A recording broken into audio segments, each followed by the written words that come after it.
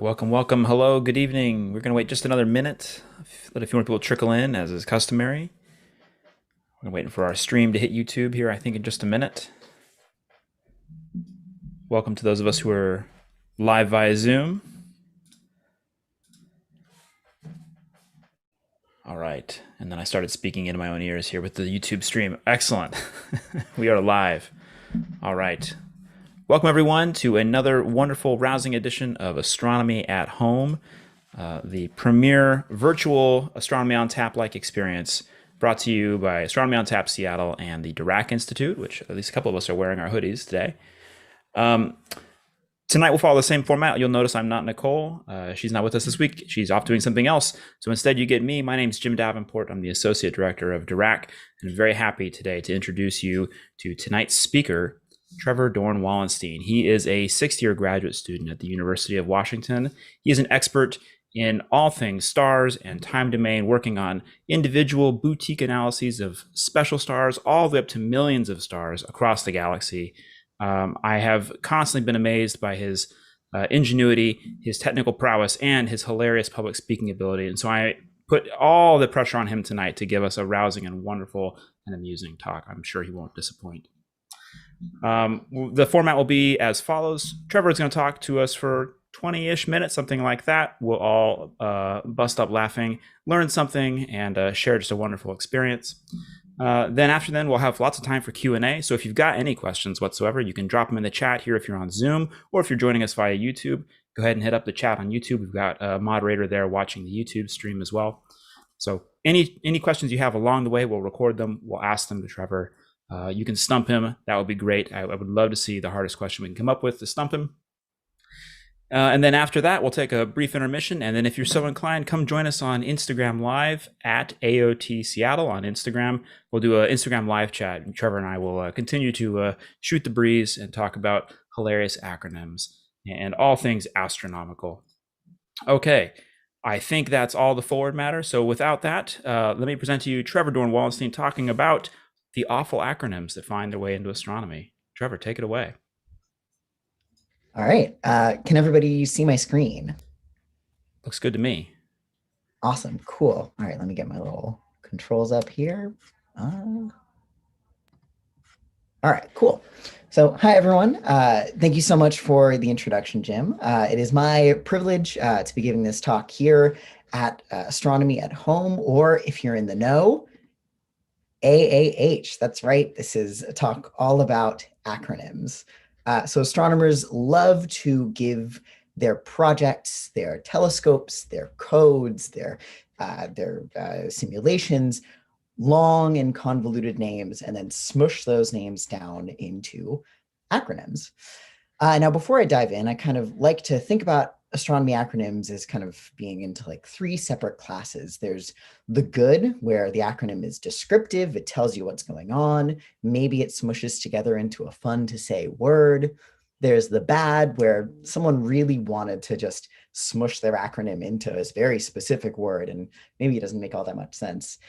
And then there's the ugly, and hopefully we'll get to see what I mean when I talk about ugly acronyms. So let's start with the good.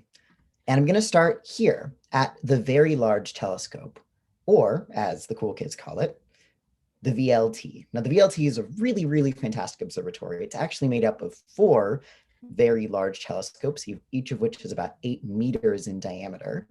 And it's just a fantastic observatory. There's lots of great instruments. I've been very fortunate to get some observations using the VLT. And it's a good acronym. It describes what it is, right? It's a very large telescope. VLT itself saves you some syllables, and so it's a good acronym. There's a lot of other telescopes that are like this too. For instance, the Canada, France, Hawaii Telescope, or CFHT. The Giant Magellan Telescope, GMT. The successor to the Very Large Telescope, the Extremely Large Telescope. You'll never guess how big it is. It's extremely large. The James Webb Space Telescope. In fact, we're not even limited to the English language. There's the Gran Telescopio de Canarias in the Canary Islands, and somewhat humorously, the MMT, which used to stand for the Multi-Mirror Telescope. It had multiple mirrors that kind of contributed to its aperture. But then a few years ago, they decided to get rid of, well, multiple mirrors and replace it with a monolithic mirror. So you would think that MMT now stands for the Monolithic Mirror Telescope, but it doesn't. It just stands for MMT. I wish it stood for something cool, but oh well. All right, let's talk about the VLT. It's not just telescopes that get cool acronyms. Mounted onto the VLT are a series of instruments. And here I've just kind of grabbed a whole bunch of them, and I'm showing you here now. We got things like KMOS and X-Shooter, Vizier and Hawkeye, Espresso. All of these are acronyms. So let's look at them. We're going to start with MUSE. So MUSE stands for the Multi-Unit Spectroscopic Explorer. And it looks like this. It's many, many tons of instrumentation and optics and all kinds of cool stuff mounted into the side of one of the very large telescopes. And what it does is it takes an image of an object, say the Pillars of Creation that I'm showing here, and it slices it up. So it looks at this image at a whole bunch of different colors or wavelengths. That means that every single pixel of the final image, you can extract a whole spectrum or a measurement of how much light is entering that pixel as a function of wavelength. It's really cool. It does this with multiple units. It does spectroscopy, and it helps you explore the universe. What a great acronym. It's descriptive. It's a great word, right? MUSE is a fun word to say. All around, it's just a great acronym. Let's move on to another acronym here. This is my favorite, GADZOOKS. Now, GADZOOKS is kind of peak astronomy acronym for me. It stands for the Gadolinium Antineutrino Detector zealously outperforming Chemiocron Super. Let's break that down a little bit. So GADZOOKS is an anti-neutrino detector. It's trying to look for these little ghosty wisps of particles that are flying through the universe. It does this using a gadolinium method. I don't know a whole lot about neutrino detecting, but gadolinium is apparently pretty awesome. And in fact, it's so awesome that it zealously outperforms the last generation of antineutrino detectors called Chemiocron. And we're so happy about this that we just have to say super. And yes, the exclamation mark is an official part of this acronym. So for me, this is peak astronomy acronym, right? It tells you what it does right on the label. And when you smush all these words together, you get something fun to say. GADZOOKS. But you're going to have to believe me when I say that it gets so much worse. It gets really bad. Armpit. What is armpit? Armpit stands for the ASCAP Rotation Measure and Polarization Investigation. So ASCAP is an array of radio telescopes down in Australia. That's right. ASCAP itself is an acronym, which makes armpit an acronym made from acronyms, or an AMPHA. The other problem with armpit is that, well, that last letter, T, right? The A, the R, the M, the P, and the I are the first letters of each word that makes up armpit. But the T in armpit is in the middle of investigation. In fact, this isn't the only example of astronomers coming up with acronyms and twisting the laws of grammar in order to make these acronyms fit. So let me show you a few examples. We got armpit, but we also got FAST, the Fast Auroral Snapshot Explorer, where the letter E in Explorer doesn't give you anything, but the last T in Snapshot contributes to FAST. Slightly better, we have RAVE. At the very least, the first letters are all capitalized, but the A in the radial velocity experiment gives you the A in RAVE. Even worse, we have a misspelling of GOBLINS. GOBLIN stands for the Gold Belt Distances Survey. So this is a survey trying to ascertain distances to objects in the gold belt. These are kind of asteroids in the very edge of the solar system. My favorite part about GOBLINS is that the word distances gives you two letters, neither of which are the first D, of course. We have Gandalf, the gas and absorption line fitting algorithm, where the word and is doing way too much work. And my personal favorite, Michel, which stands for the mid-infrared Echelle spectrograph, where every single letter in the word Echelle is in the acronym, but the first letter E. So this is kind of a endemic to astronomy. We have all of these acronyms where we just try to smush this phrase that kind of vaguely describes what we're trying to do into a word that sometimes it's funny, like armpit. Sometimes it's not funny, like goblins, because misspelling goblins is never funny. But it gets even worse. It gets bad. Let's start with Tutti Frutti. Now, Tutti Frutti is an instrument mounted on the Cerro Tololo Inter-American Observatory telescope. I think it's this one in the Silver Dome here. Now, what does Tutti Frutti stand for? It stands for the two-dimensional photon counting system. Now, I challenge every single person in the audience to read this, like I did, as many times as you can, and look for the letters F and R. You're not going to find it. In fact, it's just a bad acronym. Nothing in 2D photon counting system tells you anything about Tutti Frutti. And in fact, 2D photon counting system isn't even that descriptive. At the end of the day, why call it by its actual name? Just call it Tutti Frutti. And this is kind of what I mean when I talk about ugly acronyms, where the acronym itself is more informative or useful than the phrase underneath it.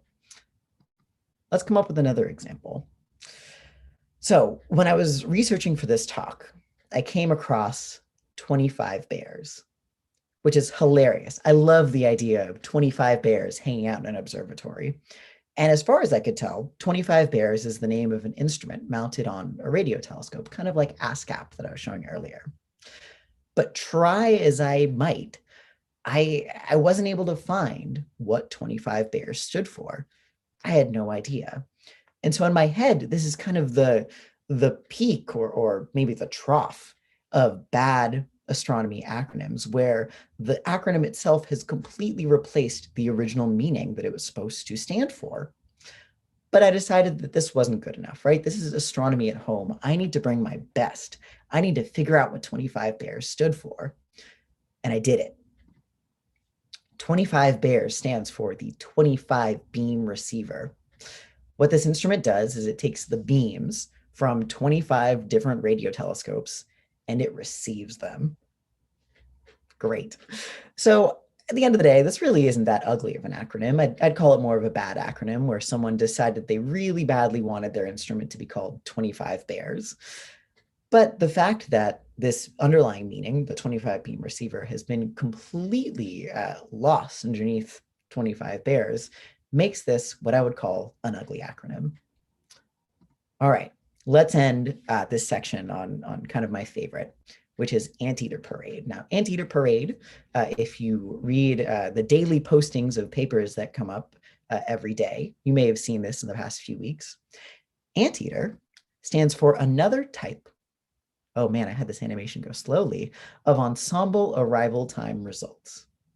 Now, I'm an astrophysicist. I'm supposedly smart. People tell me I'm allegedly kind of smart. And I have no idea what another type of ensemble arrival time result is or what it does.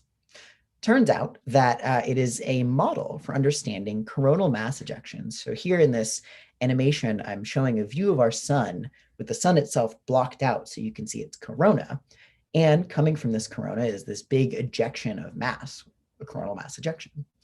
And so Anteater is a model for understanding how these coronal mass ejections propagate through interplanetary space and make their way towards our network of sensors that are distributed around the solar system. Anteater. Now, what's Parade? Parade stands for a physics-driven approach to realistic axis deformation and, I've hidden my thing, an expansion. Anteater Parade. Again, reading this, I could read out this very long phrase and try to guess what Anteater Parade does. But at the end of the day, the scientists who came up with this, for better or for worse, decided that they wanted to name their model Anteater Parade at all costs. I will leave the audience to judge whether or not this is a great idea. I personally love it, but I'll let you all decide what you think.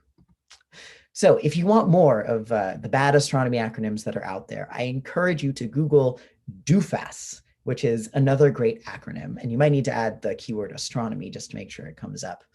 Someone has made it their life's mission to assemble and compile the world's most overly overly forced and awkward astronomy acronyms. So please take a look, go explore everything from abracadabra to zebra.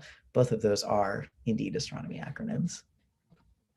All right, so let's talk about FYPS. Recently, I had the privilege of discovering a new kind of star, and I had to name this star. And I decided, well, if I'm going to name this star, I need to think really carefully about what the acronym is going to be. I don't want to have an ugly acronym. I want this to be a good acronym. So let me tell you the story. We begin with the Transiting Exoplanet Survey Satellite, or, in a talk about acronyms, TESS. So what TESS does is it monitors the brightness of a bunch of nearby stars, and it searches for little dips in the brightness as planets cross between the star they orbit around and us. Now, I don't care about planets. I think planets are boring. They're the crumbs left over from much more interesting processes like star formation and galaxy stuff. I mean, there's cool stuff, and then planets. Oh, well. But if you happen to be like me and you're interested in the stars that planets orbit around, well, the way that TESS observes is fantastic. So what TESS does is it stares at a chunk of sky for about 30 days in a row, and then it pivots, and it pivots, and it pivots, and it pivots, and it builds up this map of the whole sky where the stars that it observes have been monitored continuously for at least 30 days. Now, if you're excited about stars, and if you're excited about the way that the brightnesses of stars change and vary like I am, this is fantastic because the kinds of stars I'm interested in are rare. They're spread out on the sky. And so only with this all sky coverage, or at least most of the sky coverage the TESS gives you, can we actually observe these stars in this way. And now the specific kind of stuff that I'm interested in has to do with stellar pulsations. These are kind of wibbles and wobbles in the structure of stars as different instabilities cause their shapes to deform. And of course, these animations are very exaggerated, right? Stars aren't actually changing by tens of % of their radius. But little tiny wibbles and wobbles that look a little bit like this do happen. And by searching for these wibbles and wobbles, we can try to figure out what's going on inside of these stars. Here's what I mean.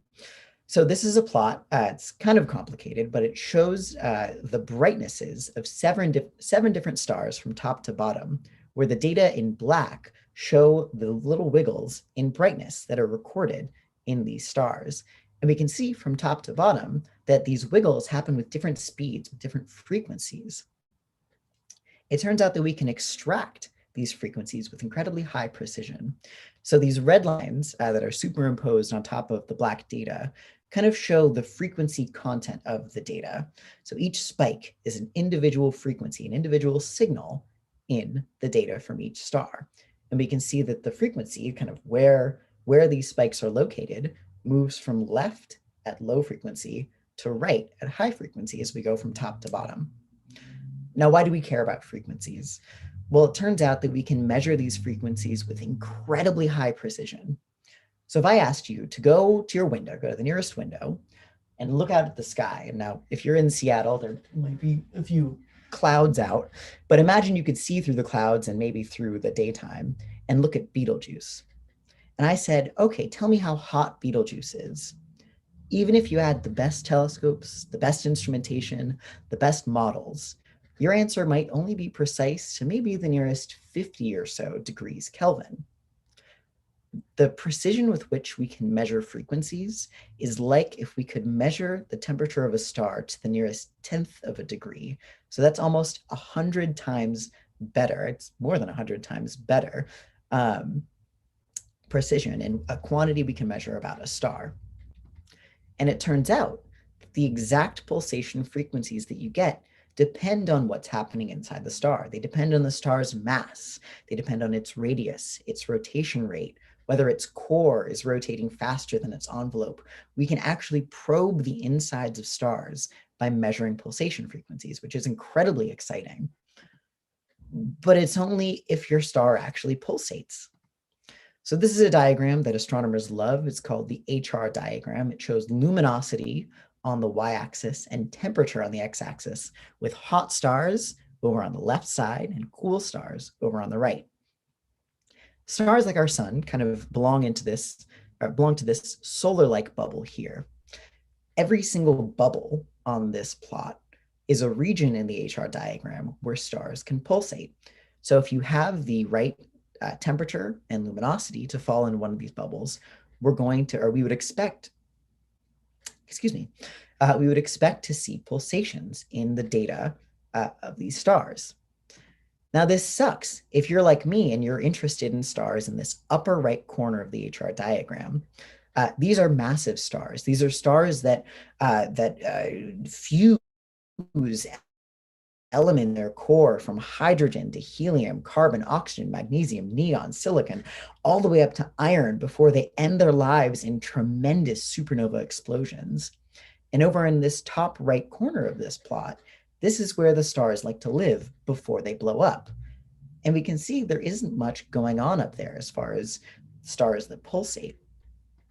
Oh, oops. So massive stars at the end of their lives don't pulsate.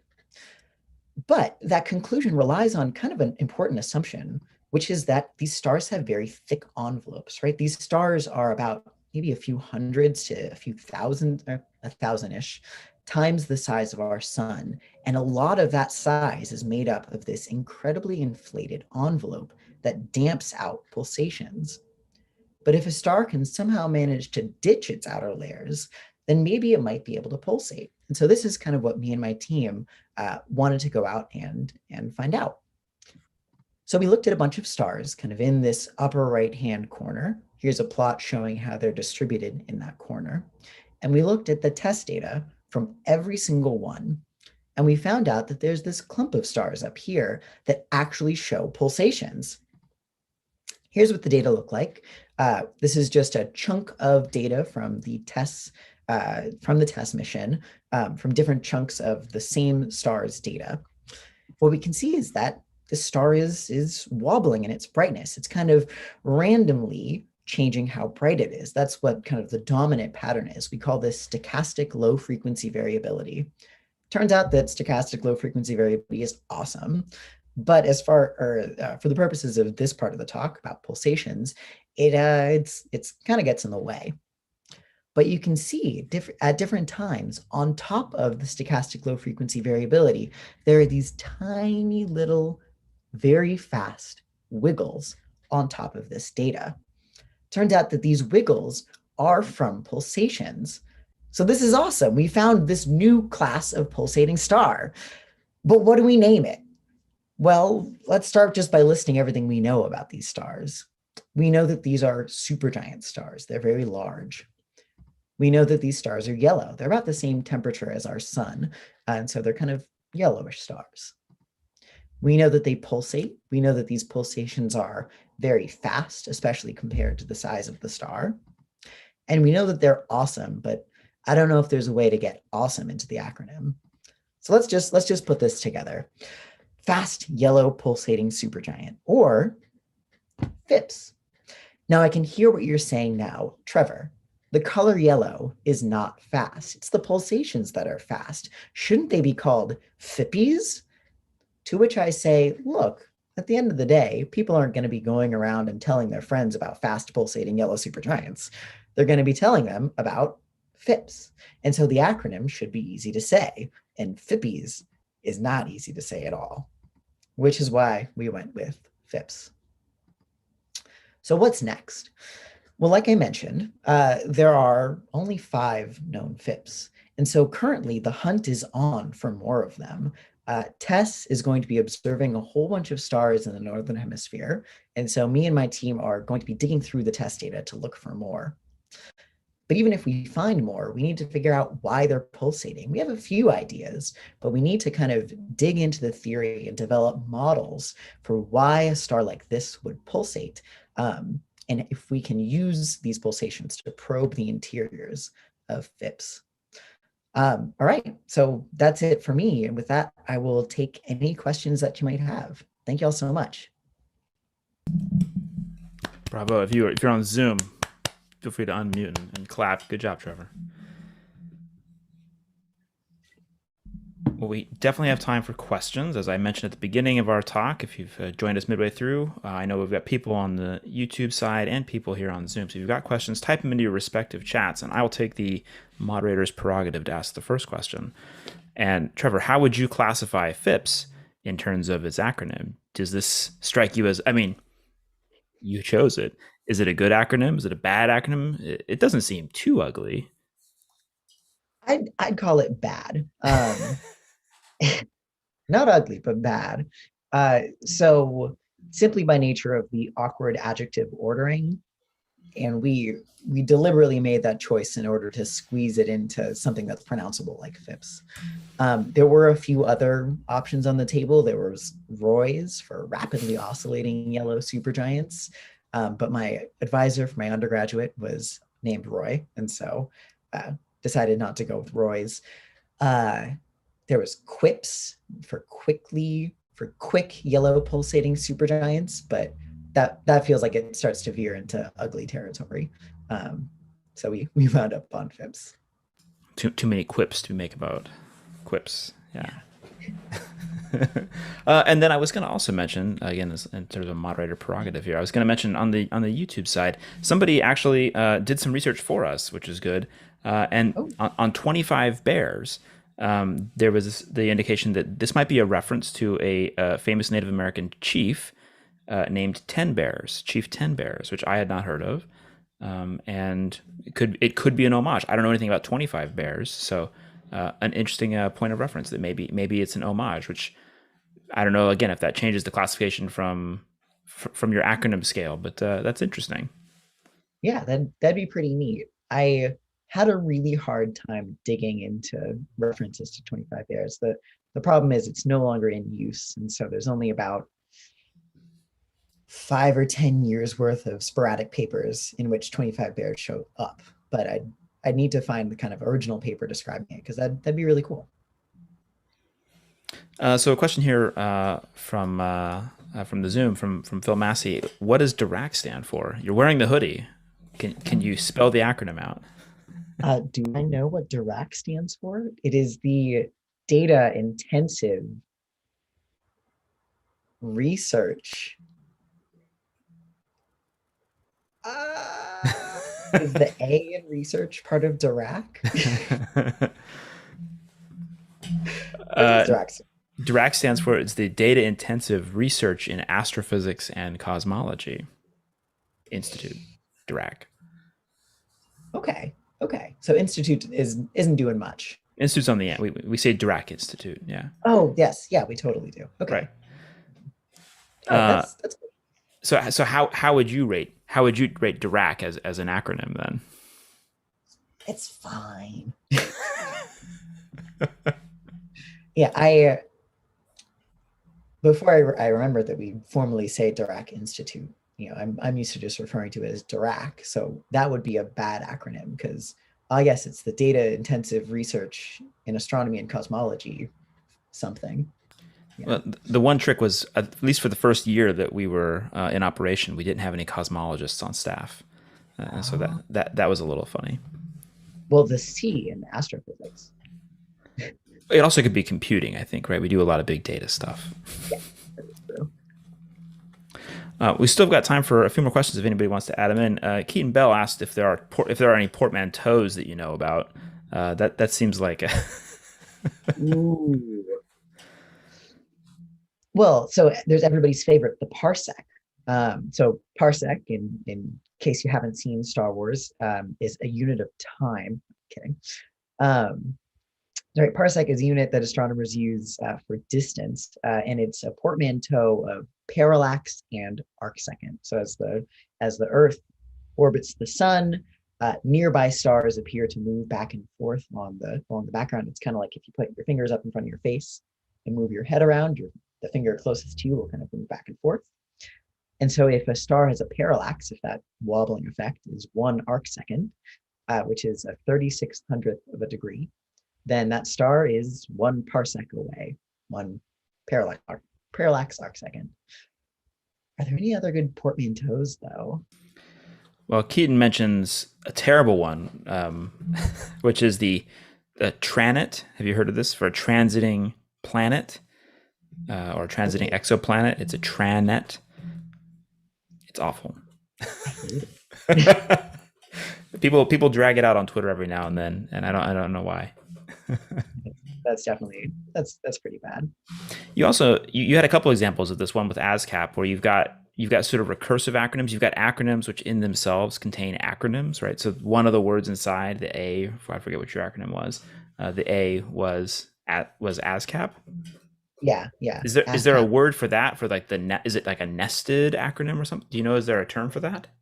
It's an acronym made from an acronym or an AMPHA. That can't be that can't be the right name. That's the word for it. I don't Wow. know if it's the official, but that's what I've seen AMPHAs referred to as. There's also a lot of famous ones we've seen. I mean, I love that you included the doofus page, just because it's got so many classic ones like Trappist, which right is like Yes. named after the beer, I think, um, and Yeah. maybe also the monks, or I guess the beer making monks. But it's transiting planets for planetesimal small telescope. It's it's pretty stretched. Yeah. Oh yeah. I wanted to stay away from some of the more commonly thrown around acronyms. I mean, I don't know when the last time I heard GADZOOKS was. So can I also share what my favorite one is, Yeah. which is the Apache Point lunar lasing operation, Ooh, or that is a Apollo, which uses the laser at Apache Point Observatory to bounce laser light off of the Apollo mirrors that were left on the moon. So it is like self-referential. yeah, that's Apollo is a really good one. I think my favorite thing I've ever done. I got to visit APO and see them actually firing the laser at the moon, which felt very dangerous. I mean, obviously it's not. They've been doing it for years, decades. It's like, okay, we're gonna fire this laser at the moon. What if it fires the laser back? And like we hope it does a little bit because it's a mirror. We'll hold it open for just another minute for any other questions that roll in. Um, I admire the need to come up with an acronym for something that possibly will be remembered forever. It is not an easy thing.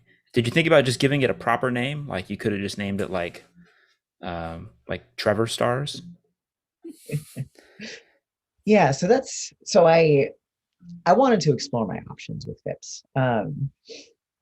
Excuse me. Uh, and so normally when you discover a new class of star, you usually name that class after the first or maybe most exciting member of that class. So for instance, you have um, Cepheid variables, which are named after the first Cepheid variable discovered, delta Cepheid, delta Cephi. Similarly, you have beta Cepheids. You have uh, W Hercule, I forget what the Latin genitive is, but W Her stars. You have Or Lyra, things like that. RR Lyrae, Gamma Doratus stars, and all kinds of variables that are named after the first star discovered. In this case, the first FIPS discovered is HD 269953. I didn't want to name a class of star HD 265953 IDS. Um, and so the best example of a variable star class that I'd seen that was not named after its prototype was actually BLAPS. So BLAPS stand for Blue Large Amplitude Pulsators. These are pulsating white dwarfs. Those are the remnants of stars like our sun. And these are very hot white dwarfs. So they're blue, they pulsate, and the amplitude, the difference between the peak brightness and the lowest brightness, is very large relative to other pulsators, hence BLAPS. And so that was kind of the inspiration for a four-letter kind of goofy sounding acronym. See, Andy Xanadakis mentions that agape is another good one because in Greek it means love, and it's the Andromeda Galaxy Amplified Pixel Experiment. It's pretty good. Mm, yes. I like Oh, that. I can't believe I didn't mention I mean, especially coming from the University of Washington, there is the Panchromatic Hubble Andromeda Treasury, which is a mission using the Hubble Space Telescope to just cover as much of the Andromeda Galaxy as possible. It's absolutely gorgeous. It's a beautiful picture of Andromeda. But of course, it stands for FAT with a P. And then they decided to do the same thing, but extending to the Triangulum Galaxy. So they did FAT Triangulum Extended Region, or FATR. And then I think they had angst too, right? Yes. Yeah, I forget how they made that one work.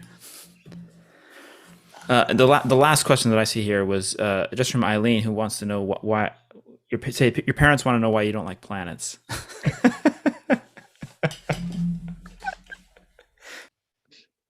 I don't know. I think it was just something to do with how I was raised. I must have been raised by